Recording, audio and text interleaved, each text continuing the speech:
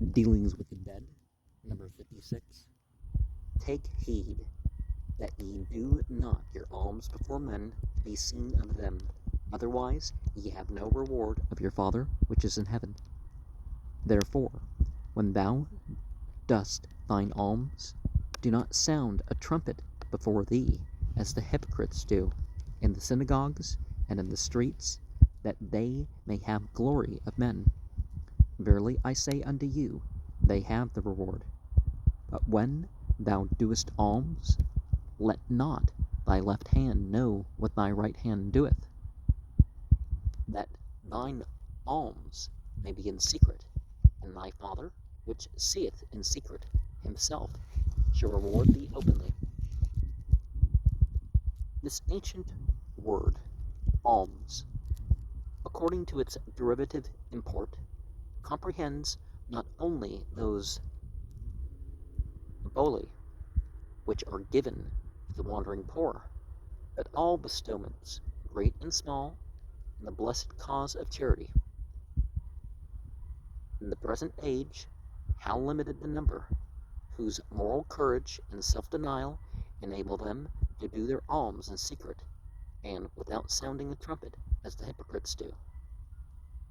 How many, impatient of delay, prefer an immediate reward to have glory of men, rather than a long draught upon far futurity, though God himself be the paymaster, the ability to plan a magnificent prospective charity, to provide the means for its consummation, to preserve inviolate the secret of this high and holy purpose, except from some confidential friend, perhaps, until the noble and pure-minded benefactor himself is beyond the reach of all human praise.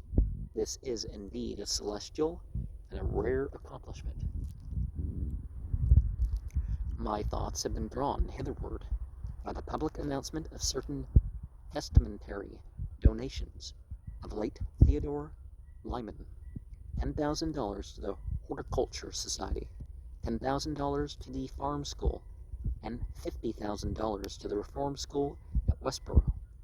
The public have been long in doubt who was the secret patron of that excellent establishment, upon which he had previously bestowed $2,000 and $20,000, while we readily admit that in these unostentatious and posthumous benefactions there is every claim upon the grateful respect of the community, while we delight to cherish a sentiment of reverence for the memory of a good man who would not suffer the sound of his munificence to go forth till he had descended to that grave, where there is no device nor work, and where his ears must be closed forever to the world's applause. Still, there are some who doubtless will marvel at these magnificent, noiseless, and posthumous appropriations, with a very small portion of the amounts bestowed upon these institutions, what glory might have been had of men, and in his own lifetime, by distributing the aggregate into comparatively petty sums, by the exercise of rather more than ordinary diligence and cunning, in the selecting of fitting opportunities. What a reputation Mr. Lyman might have obtained. Possibly edit some of these later, right? He would not only have been preceded by the sound of a trumpet, but every penny paper would have readily converted itself into a penny trumpet to spread the fame of his showy benefactions. His name would have been in every mouth, and on every omnibus and engine. Add to all this a very small amount, a few $100s, devoted to the procurement of plaster casts of himself to be skillfully distributed, and verily he would have had his reward. The Honorable Theodore Lyman is dead, and today my grateful and respectful dealings are with his memory. The practical benevolence of this gentleman has been well known to me for years. There are quiet, unobtrusive charities which are not likely to figure in the daily journals, or to be known by any person but the parties. For such as these I have occasionally solicited Mr. Lyman, and never in vain. On the other hand, there are individuals whose names are forever before the public, in connection with some work to be seen of men, but whose gold and silver, unless they are likely to glitter in transitu before the eye of the community, are parted with reluctantly, if at all. This great public benefactor, upon the present occasion, seems to have said, in the gentle, unobtrusive whisperings of his noble spirit, a portion of that which God has permitted me to gather, I believe it is my bounden duty to return into the treasury of the Lord. This will I do. The secret shall remain while I live between God, who gives me this willing heart, and myself. And when the world shall at last become unavoidably apprised of the fact, I shall have taken sanctuary in the grave, where the fulsome applause of the multitude can never reach me. Between such apostolic charity as this, and certainly flashy munificence, whose authors seem to be forever drawing drafts at sight, and always without grace upon the public, for fresh laudation, more votes of thanks, additional resolutions of all sorts of societies, and a more copious supply of vapid editorial adulation.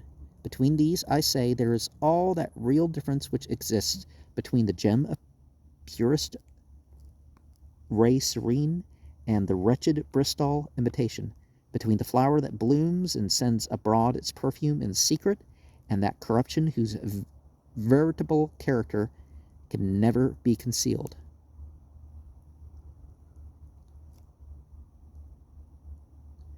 And I may be suffered to say, as truly as Jock Jabus of his professional relations, that one of my calling may be supposed to know something of corruption by this time. My ear is pained, my soul is sick, with every day's report of ad captandum benefactions. Today, that generous benefactor, Mr. Pipkin, endows some village lyceum which is destined forever to glory in Euphonia's name of Pipkin. Tomorrow, our illustrious fellow citizen, Mr. Snooks, presents a bell to some village church, and the very next week we are told that the bell was cracked while ringing peals in honor of the munificent Snooks. Even the Tonsons, whose ubiquity is a proverb, and whose inordinate relish for all sorts of notoriety surpasses their powers of munificence, are always in for a pen'orth of this species of titillating snuff at small cost. The Honorable Theodore Lyman was born in Boston, 1792. His father was Theodore Lyman, a shrewd, enterprising, and eminently successful merchant of this city. His mother's maiden name was Lydia Williams. She was a sister of Samuel Williams, the celebrated London banker. The subject of this brief notice received his preparatory education at Phillips Exeter Academy. Under the charge of the venerable Dr. Abbott, he entered Harvard University in 1806 and took his degrees in the usual course.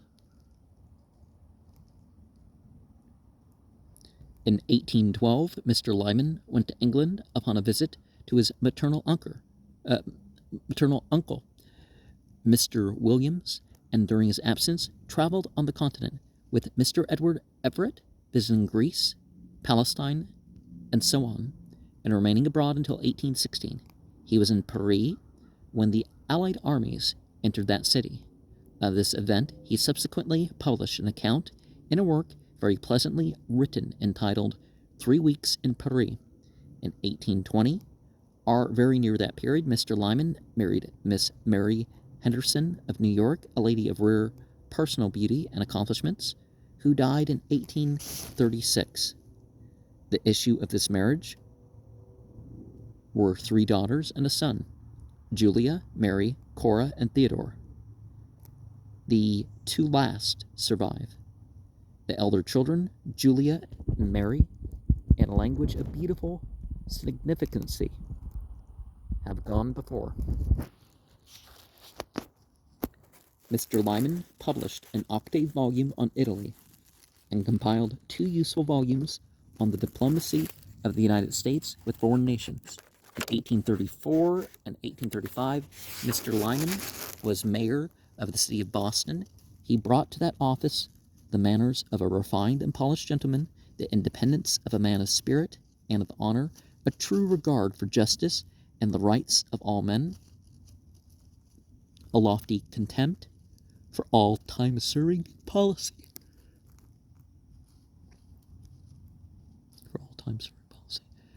Talents of a highly respectable order, a mind well stored and well balanced, and a cordial desire exemplified in his own personal and domestic relations, and by his encouraging word and open hand of promoting the best interests of the great temperance reform.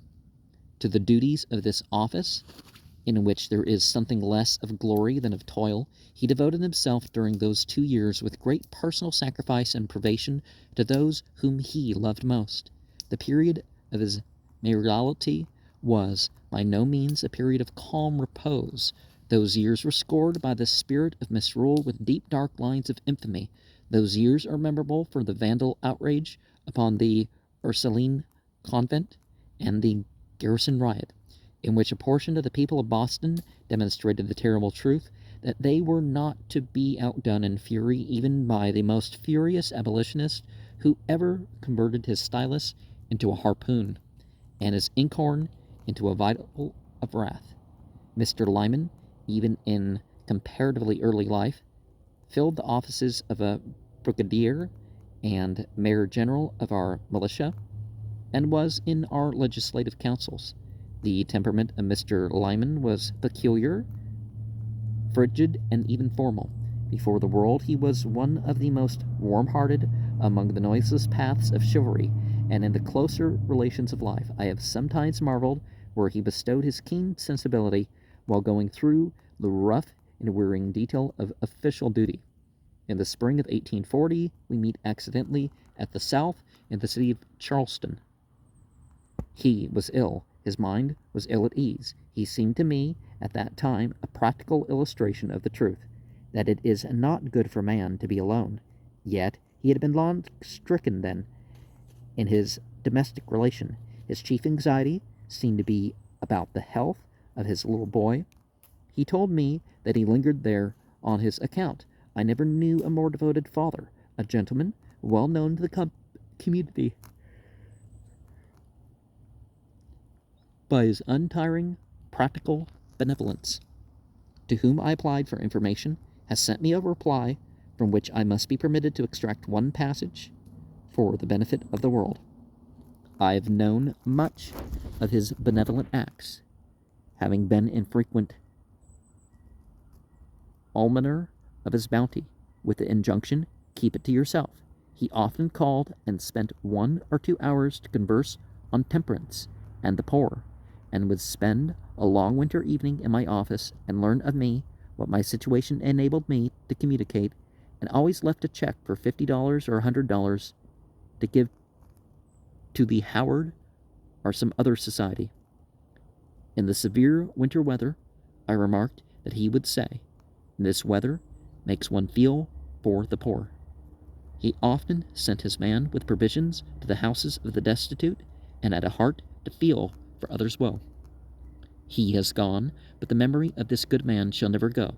It shall be embalmed in the grateful tears of the reformed from age to age. Thousands now unborn shall be snatched like brands from the burning through the agency of this heavenly charity, and as they turn from the walls of this noble institution, in a moral sense, regenerate, they shall bless the name of their noble benefactor, and thus raise and perpetuate to the memory of Theodore Lyman the monumentum ara perennius.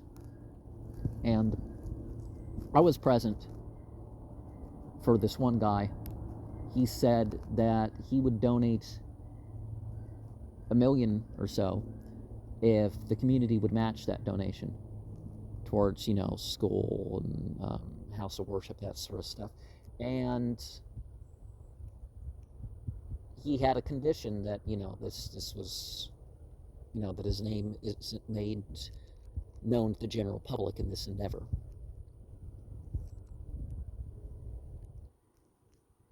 And I bring that up also towards an example, right? And the people who have, they might have to seek out more to figure out who to give their required or voluntary alms to. But, it should be careful. It shouldn't be just, here's this unsustainable community and, all paid for by one person. It's understandable to direct things somewhere else if that's not the case. And I'm not saying that was done there. I definitely know of stuff like that being done in some places.